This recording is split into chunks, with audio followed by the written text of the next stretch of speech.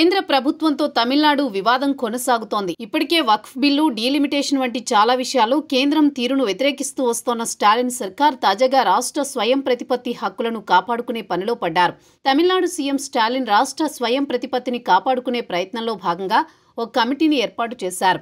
DMK ద్రవిడ మున్నేట్ర కజగం ప్రభుత్వం అధికారంలోకి వచ్చినప్పటి నుంచి కేంద్ర రాష్ట్ర ప్రభుత్వాల మధ్య విభేదాలు కొనసాగుతున్నాయి.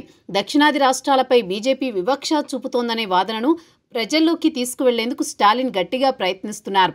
అలాగే బీజేపీ పాలిత రాష్ట్రాలకు భారీగా నిధులు ఇస్తూ బీజేపీయేతర రాష్ట్రాలను నిర్లక్ష్యం చేస్తోందనే ఆరోపణలు వస్తున్నాయి. రాష్ట్రాలకు నిధులు కేటాయించడం, పథకాలను అమలు చేయడంలో కేంద్ర ప్రభుత్వం ఉదాసీనంగా వ్యవహరిస్తోందని నిరంతరం విమర్శలు వెల్లువెత్తుతున్నాయి. నీట్ వ్యవహారం, భాషా విధానం, నిధుల పంపిణీ, విపత్తు సహాయం వంటి ప్రతి అంశంలోనూ కేంద్ర ప్రభుత్వం తమిళనాడుకు అన్యాయం చేస్తోందని డీఎంకే ఆరోపిస్తోంది. ఇలా కేంద్ర రాష్ట్ర ప్రభుత్వాలకు వ్యతిరేకంగా వ్యవహరిస్తున్న నేపథ్యంలోనే తాము పోరాటం చేయక తప్పడం లేదని అంటున్నారు. ఈ క్రమంలోనే రాష్ట్ర హక్కులను సాధించే దిశగా తమిళనాడు శాసనసభలో కీలక ప్రకటన చేశారు సీఎం స్టాలిన్. రాష్ట్ర జాబితాలోనే విద్య. తమిళనాడు శాసనసభలో మాట్లాడిన సీఎం స్టాలిన్ నీట్ పరీక్ష వైద్య విధానాన్ని నీరుగార్చిందన్నారు.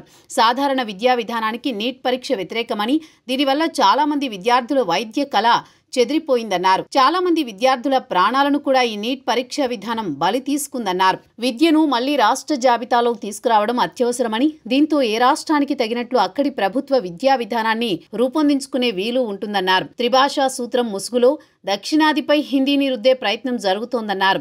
రాష్ట్ర జాబితాలో ఉన్న విద్య, వైద్యం, చట్టం, ఆర్థికం వంటి వాటిని కేంద్రం తన గుప్పిట్లోకి తీసుకునే ప్రయత్నం చేస్తోందని సీఎం స్టాలిన్ ఆందోళన వ్యక్తం చేశారు.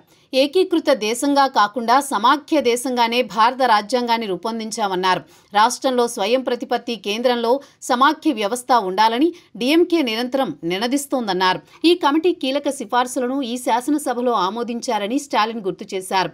అన్ని రాష్ట్ర ప్రయోజనాల దృష్ట్యా ఈ ఉన్నత స్థాయి కమిటీని ఏర్పాటు చేస్తున్నాం. రాష్ట్ర హక్కులను పునరుద్ధరించడంపై ఈ కమిటీ సిఫార్సులు చేస్తుంది. కురియన్ జోసెఫ్ కమిటీ వచ్చే జనవరిలో ఈ విషయంపై మధ్యంతర నివేదికను అందిస్తుంది. 2 సంవత్సరాల్లో కమిటీ తుది నివేదికను సమర్పిస్తుందని స్టాలిన్ ప్రకటించారు.